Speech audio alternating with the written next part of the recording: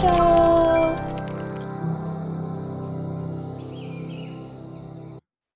Hello, hello. Hello, darling. How exciting is this? It is amazing. Welcome to the House of Coopers. Episode 1, people, House of Coopers, brought to you. HOC EP.1. I think this is an historic moment. You know, I think people are going to be talking about this, like they talk about where were you when Kennedy was assassinated or something.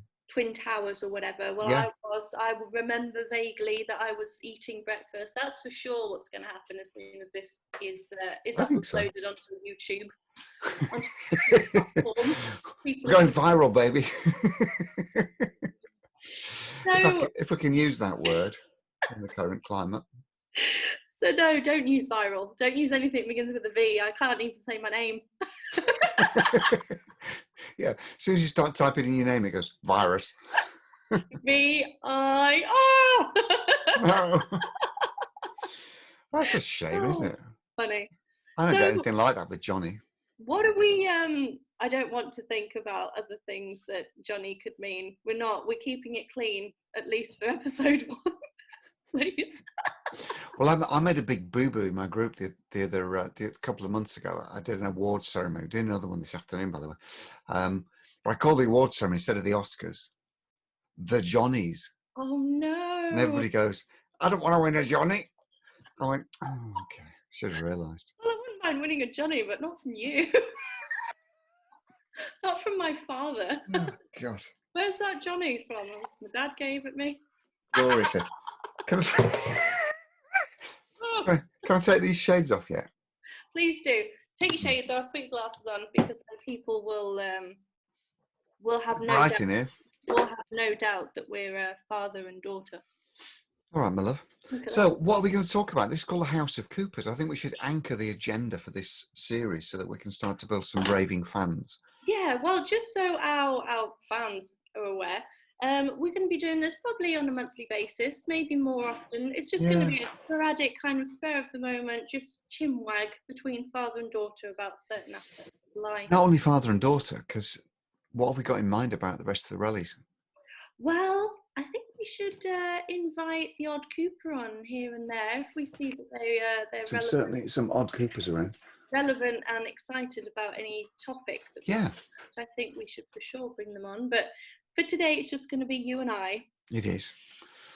Touching on the subject of what? Because we've discussed a few. We've discussed a few that I'm really excited about. The go-to topic, the default topic for us would be cars. But we're going to stay away from that for now, for today. I think we'd agreed talk about relationships. Wow. Friends and family, like you can choose your friends. You can choose your family too. We can choose to ignore them. Exactly. You can't choose who they are. There's loads of posts and whatnot going around recently, and it says, fed up of this, forgiving people just because they're a blood relative to you. So, oh, well, he's your brother, you have to forgive him. And I've seen so many people fall into debt, fall out with their spouse over, protecting that kind of bond that you have with a particular family member, even if it was the fault of the family member, stealing or addiction or just doing stuff out of pure hatred and malice, really. So I'm all for cutting ties. I have no issues with cutting ties. Well, you see, you've had a bit of that on your side. I kind of haven't. I mean, all my relatives, all my blood relatives, are all delightful people, aren't they? It's true. You always have been. You have an amazing brother. I mean, your poor old granddad. Oh, he was. We lost, 3 years ago? 95, for God's sake, he was. But he never hurt a fly, did he? He was such a lovely man, he was. Oh my God, Grandad was just another level. I loved him so much. He was just the sweetest goddamn thing. And Grandma, salt of the earth. Very funny as well, wasn't it? Very funny. So funny. Oh my God, the stories he would come up with. I know. And towards the end, where he was just kind of getting them all muddled up and, mixing fiction with reality. Bless him. Do you remember he asked you once, a really random question? We're talking relatives. Did you ever meet your original father? He said. He was so And concerned. I was there as well, wasn't He was so I? I was in concerned the room. about it. He put a hand on my knee, went, "Did you ever meet your original father?" I was like, What? I went, Dad, what are you on about? no more drama, for God's sake. I've only just got this sorted. Yeah. Is there something you haven't told me, Dad? Oh my God.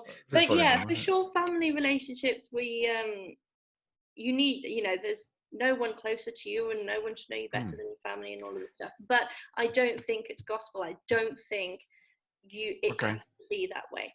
Right, that's a good conversation starter. So if you agree or disagree with that, should you stand behind your family, whatever happens, come what may? That was the phrase I was looking for. Should you stand by your family, come what may? Or should you treat them like any other person, that they have to behave in a reasonable way, otherwise the route? For sure. I wouldn't tolerate anything from a family member that I wouldn't from a friend. Put it that way. Yeah. Yeah. I like that. That's a good framing, that is. Yeah. So is this still raw, or are you ready to tell us about your worst family relationship? I mean, where to start? There's so many. So just so people know. I think you know what I'm on about. I know. So I am fruit of your first marriage. Yes. I thought you were going to say my lines then for a minute. We're going to touch on some subjects. So I am fruit of your first marriage, one of 4. Is that right? Uh-huh. Yep. So God, this is raw. This already feels very exposed. We're only 14 minutes in or whatever. I feel very exposed. So I am, yes.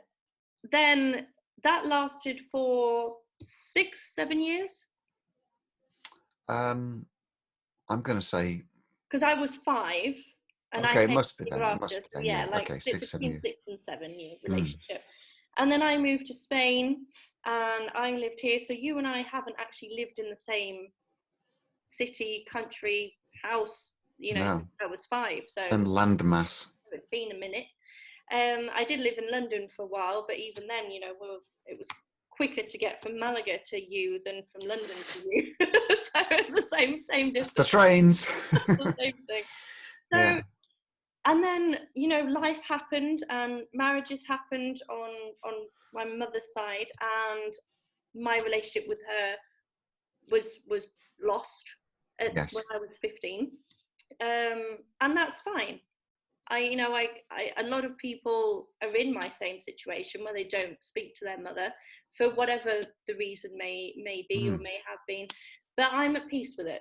I don't feel that it's something that torments me or dictates the way that I conduct my relationships with other people. It is what it is. And like I said, I think that's all because I'm of the mindset that it's not the most important thing.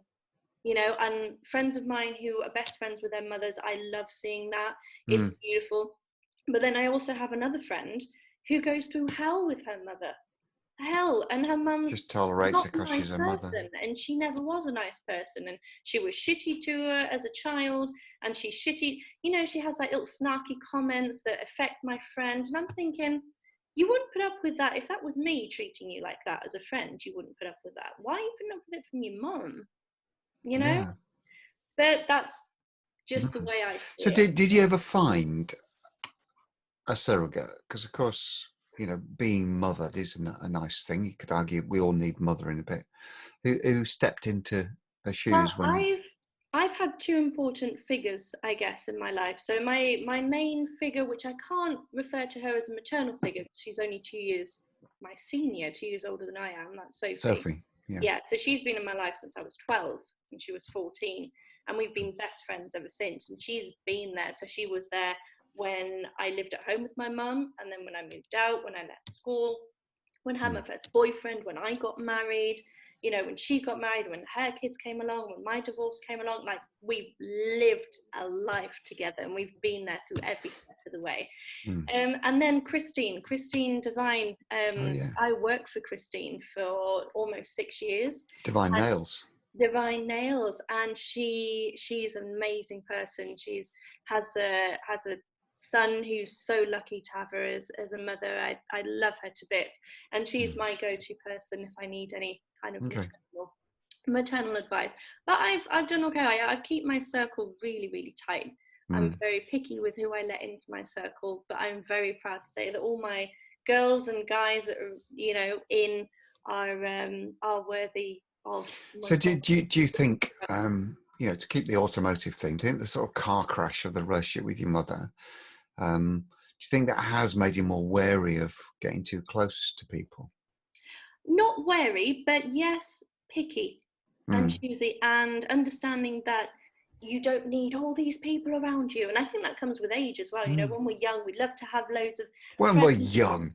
When we're younger. Let's talk about this, actually. This is something I had in my mind, right, to get EP1 going. The 10-ton elephant in the room is people are going to be watching us and they're going, but Johnny, you don't look old enough to be Victoria's mother, right? What were you, like 12? Yeah. So let's get this on the table. I don't know why I don't age.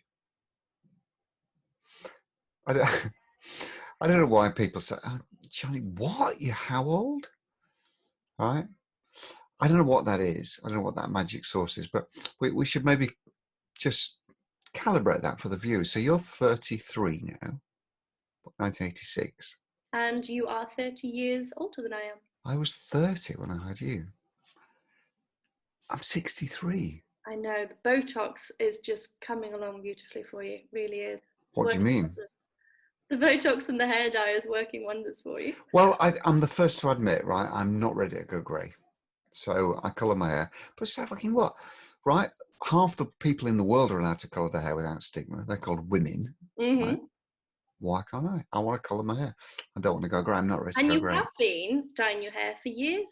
And I think it's fantastic. And various colours too. I mean, it was blonde at one point, wasn't it? And then dark, very dark, almost black. Very dark. Then I had perms. Yeah. Have you seen any curly perm pictures of me? I have. In the day, but that was back in the day. But now, I think the important thing we have to address here is that you still have a lot of hair. I still have a lot of hair. It is all my own bloody hair. And I obviously take after you because I've got a big old mane going on there too. Yours is a magnificent mane. I've always loved your hair. Wow. So that's got that out of the way, folks. Yeah. Feel free to express your amazement in the comments. Go, no, you must be joking. Surely not. But 63 is the new 45 as far as I'm concerned. I've got as much energy as I had 20 years ago. Getting back to the topic that we were on. Bear in mind, I was an obese alcoholic 20 years ago. Well, that's the thing. I don't think you've never taken drugs, and you've never been constant with high amounts of alcohol, and you've never smoked. You've never been overly keen on exercise. You keep yourself active and mobile, but you've never been. Oh, come on! Check out that gun, baby. I've got another one on the other side. What, underneath? Yeah. Not just the one. They come in pairs. It'd be worrying if you only had the one side. I think I'm doing all right. I'm doing all right, actually, and I think that's a misnomer to say I've not been mad on exercise. I exercise regularly. Yes, but what I mean is that you've never. I've been a gym bunny, like a bodybuilder. Exactly, or being highly dedicated to a sport apart from motorsport, which does do its part. You know, it's not easy. You're not just sat there plodding along driving Miss Daisy. You know, it's hardcore on the body, on the neck, a nice chest. Neck and upper body. Yep. So going back to the subject we were actually talking about. What was it? We digress massively. Relationships. So you have had it easier than I in the family aspect, but because you had amazing parents who were there, and your brother is amazing. I fucking love my Uncle Steve and his family. They're just incredible. Well, we're going to have them on, I think. EP 2 or 3 maybe. We'll get the California clan on. Yeah. Well, I would like to have them on individually. I think it'd be too much if we have them on, but each of them can bring something super interesting to the table. So I'll get in touch with them later on and just see what we can do there. But you've always had massive support there, and I lost contact with my sisters on my mother's side. So I'm an only child, as in from both parents. And then there's a few other few of us all over the place. You got well, they're called half siblings, aren't they? You have they a half sister. That my sister, Two half sisters. I would consider Elizabeth my sister, 100%. There's no halves about it. And she is fucking amazing. She is just such an amazing person, and caring and loving, and it's hard for me to comprehend how she came from where she did, from the two people that she did. I get that. She's amazing, and I love her to bits. So, of course, again, you have two half brothers as well. I have two half brothers, two half sisters. My youngest half brother, little Oscarino, is too young yet for me to have an actual relationship with, independent from you, because there's 30 years difference between him and I know. But that is a relationship that will grow, of course, stronger over time when I'm his go-to person. You'll be more like an aunt than a sister, probably. Exactly. The cool aunt. The cool aunt. Of course. I mean, it is cool. Exactly, you know. And but then from my two sisters, I'm only in contact with one, and that brings me back to the point of, just don't let anyone in just because of a blood relation. You know, Elizabeth and I lost contact for many years because there's 6 years difference between her and I. So when I left home, she was very young. Back then, you know, there wasn't Facebook and stuff. It was difficult to have direct contact with someone without going through the landline at home. But we didn't speak for, God, years. I don't know, over a decade, over 10 years, we didn't have any contact. And then we met up again, and it was like nothing had ever happened, you know. And she's my girl. I speak to her every day, and I support her, and she supports me, and it's beautiful. Fantastic. Yeah, I love it. So the missing one that we've talked about is the fruit of my third marriage. Yep. So you're my number one, darling, in every sense. First marriage. Only daughter. Firstborn, only daughter. Second marriage was fruitless in so many ways. Pointless. It was very short. It was a mad. That's what she said. Greek lady. Yeah.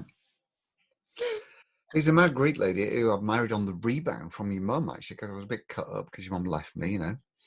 I thought, well, I better marry somebody else quick before I get too old. Do you think that's because your first wife did that? She left you for like straight and got in another relationship. Do you think? No, I haven't thought about that. What I know about me is that I function better in a relationship than I do by myself. I don't like being on my own, right? Whereas I'm the contrary. You're kind of the opposite, aren't you? But maybe that's not right. I mean, maybe if I was on my own now, life would be great anyway. But I don't know. So I married briefly.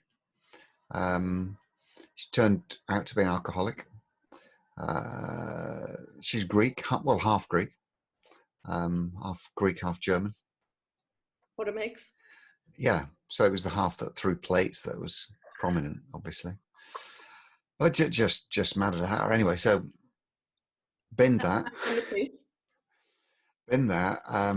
Third marriage. Felt like it ought to endure, didn't it? It felt like it was a worthwhile marriage. There weren't too many problems apart from my lack of attention, I suppose, because I was in a big ego era then when I was building this business. Everything was about Johnny, about the business, about Ferraris, about money, multi-million pound turnover business, and all this sort of thing. And I neglected her, and specifically she got a bit of postnatal depression after James was born, my son, my second child. And I wasn't sympathetic. I was just like, pull yourself together, you know. So I do think we suffer from empathy, you and I, though. I think it's a Cooper trait. Yeah, there's definitely an element of can't be asked. Just what are you doing? Just do it. Just sort yourself out. Yourself together. I know. Yeah. Come and tell me when you sort it out. Come and see me when you rate. Yeah. So we drifted apart and got divorced, and that was pretty tough because we were divorced with me on the cusp of selling the business and what's the word, liquidating the Mm-hmm. value of the business, so that it was there to be had, and had it was. So we lost the villa in Spain to her, all the equity in my house to her, and I went bankrupt after that, didn't I? Yeah. So 2007, I was busted on my arse. That was a big moment in time for you. Well, it was definitely a big pivot, wasn't it? It Mhm. was a fall from grace, you might want to call it. Yeah, there was definitely before and after, Johnny, from that situation. Yeah. Well, I'm going to ask you a question in a bit, but I'll just finish that thread. So, it took me 2 or 3 years after I was bankrupt, asking about dating like crazy, finding random people to So random. fall in with, until I met Tanya, and it's all working out now. Life is in Well, you did balance. have a long relationship before, Tanya. Yeah, with Simona. Yeah, of course I Yeah, did. Well, which she was. knew me before I was bankrupt, Mm-hmm. and she was with me during bank. She was Great actually a girl. lovely girl. Yeah, great girl. I'm so fond of her. I Yeah, would never say a bad word against her. She was yeah, fantastic. she was. Um, I had much love for and I Simone. don't even know why we drifted apart. I just, again, I think it was just my relationship neglect. I've been very good at taking people for granted. I think a penny's finally dropped now that, ignore the relationship at your peril. Mm-hmm. The relationship doesn't exist without you working it. Yeah, So that's what I'm doing now. The question I wanted to ask you was, and it's gone. oh yeah, how have I changed in the time that I've been your dad? So you've known me as on the ascendancy, earning money, getting rich, and all that sort of thing. Well, getting rich, having money around, Yeah, whether I was ever actually rich, it was just an illusion. yeah, And you've known me from the collapse of that yeah. to being completely broke, hard up, not having any money at all. And I'm kind of, I've got a business now that's serving me well and thriving. How have I changed over that period? There's been many faces to Johnny over Is the there? years. Yeah. So my first memories of you are when I would go and visit you. So when my mother had already left you, but I would go and visit you, and it was at a time where you were hurting. And even Mm. though I was only 5, 6 at the time, I could feel that you were hurting.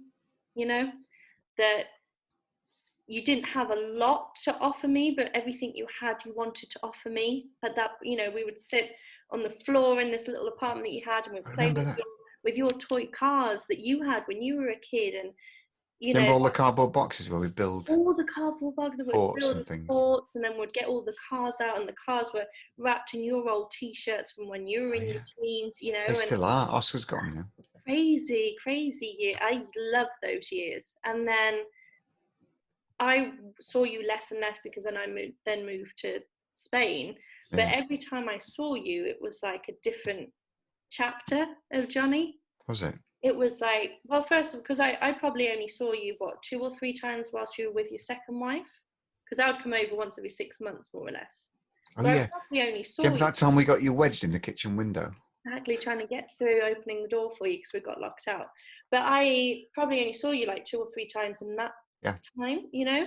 And then for me, growing up, it was like, oh, there's another woman. There's another. There might have been like a year between them or whatever, Mm. but for me, it was like, oh, there's someone else. Yeah, it But was I got on with all of them. None of them were bad towards me. That I didn't have a terrible stepmom or anything like that. mm. They're all lovely. Who I was closest to out of all of them before Tanya would have been Simone, because you were with her for a long time, and I appreciated the support that she was for you, because Yeah, you're at a bad point, I know. not suicidal, but you just seemed a bit lost, as in, Oh, it I was. had this was the direction my life was going. I was building up this company to then sell it and reinvest the equity that I got to do other projects, but it was a train that was continuously Mm. growing, and then all of a sudden that was chopped and you lost Yeah, it. And if I had to draw you, you were in a field, an empty field, like, shit, what do I do now? And yeah. then every time I saw you, there was a different business venture that you were trying I to know. do, No. and you were throwing yourself into it. And Simone wasn't asking for anything. She wasn't asking for attention. She Oh, wasn't asking for holidays. She wasn't asking for jewel. You know, she was just there. That's really touched me, you saying that, because I never thanked her for that. Yeah, because whatever you said you wanted to do, even if she thought it was ridiculous, she had your back, 100%. I never gave her credit for that, did I? When you were like, I want to sell, you know, timeshare on boats, she was like, fantastic, let's do it. Or I want to sell hot tubs and import them from the States, fine, let's do it. Like, she was there, you know, she was a trooper. Whereas maybe that's not what you needed. Maybe you needed someone who was like, Johnny, what the fuck are you doing? You're going to lose another 2 years of your life, you know? So well, maybe you should have told me that. well, I was too young and too far away, and what can I do? You know, I had my own shit at that time to deal with. You know, I was going through my own marriage of 6 years and then divorce because he got addicted to cocaine, and you know, it was like there was loads of stuff going on. Wow. I hadn't clocked that at 6 years. It feels to me like 2 or 3 years. That was amazing. No, we were together for 6 years, married for 5, together for 6. Yeah, 2004, 2010. But that's what I'm saying, because we've never lived each other's lives on a daily basis. For me, it's like, Dad's been married 4 times. Well, yeah, over like a 40-year fucking span. Do you know what I mean? Yeah. 33 years. 34. Yeah, 34, 35. But it happened over this. I don't know if we should apologise to the viewers here, because it's a bit self-indulgent, this, isn't it? We're just getting to, it's almost like we're getting to know each other. Well, I think that they will enjoy knowing us, because from this conversation is how we're going to touch on all the other subjects to come. So we need to get this out. I'm finding this quite cathartic, because, you know, we've spoke about things that we haven't spoken about before. For sure. And seen things from other perspectives. Yeah. But what we do you know what I'm going to do? I'm going to try and reach out to Simone and just say thanks. You should. It was her birthday last week before. So you should. Yeah, I will. Bless her. Oh, nice. Thanks for that. You're very welcome. Well, we should wrap up, I suppose. We've been rattling on for about half an hour. Is this about what we're going to do these shows, do you think? The House of Cooper is going to be half an hour at a time? I think so. Half an hour is good. I think maybe when we have people jump into the call, maybe it would be a little bit longer. But the beauty of this is there's no edits to it. It's not live, just in case I do get carried away and swear too much. But it's not live, but it will be posted on my channel. It's raw. It's just us. And we're just going to be, there's no script to it. You know, we kind of know what we're going to talk about. Really? 10 minutes before we kind of figure out what we're going to be touching on. But next week, I think we should lighten it up a little bit. What should we do next week? Cars? No, I don't think we should go into cars just yet. I think we should go into technology. Because you are so much more into technology than I am. Listen, I have it all, right? I've got it. I've got it all going. You know, come on, big blue Yeti. There's phones everywhere, but I am not as into technology. But I wouldn't know what to do without it. Well, when you were my age, you didn't have it. That's true. Yeah. I must say, I seem to be embracing technology like a millennial these days. Oh, for sure. And I don't know why, but I always want to be an early adopter. But you were, you know, even before before computers and whatnot, you had an abacus. Cameras. You had your abacus. Hello. 3, 4. No, you always had the technology. When I would come to see you, you would always have something that I had never seen before in Spain. A gizmo. Here yet. Well, you've always been into photography, and you had amazing cameras. And I remember trying to fit the lens, you know. And then you had the amazing speakers. You know, the home surround. The first home surround system I saw was it yours? You know, with the speakers that I don't know who. Someone pressed the bubbly bit. Yeah, they weren't the most expensive ones. I actually bought a pair of speakers. Let's talk about this. I think this is a good episode. You made a good choice here. But I had a pair of speakers that cost £9,000 for the speakers, just the speakers. They didn't do anything unless you connected something to them. Amazing. Were they Bang & Olufsen? What were they? No. No. No. What was it? They weren't. They were called Bauer and Wilkins. Oh, I remember them. B&W, and they were called Nautilus. They were £9,000 for the pair. Let's go into that next time, and lots more as well. Please do. I can't tell you how much I've enjoyed this. I really have. I have too. It was amazing. Beautiful. It's beautiful. I'm here with my It's a child. beautiful thing. And we just need to say welcome to the House of Coopers. Welcome to the House of Coopers. This is only the start. This is EP1.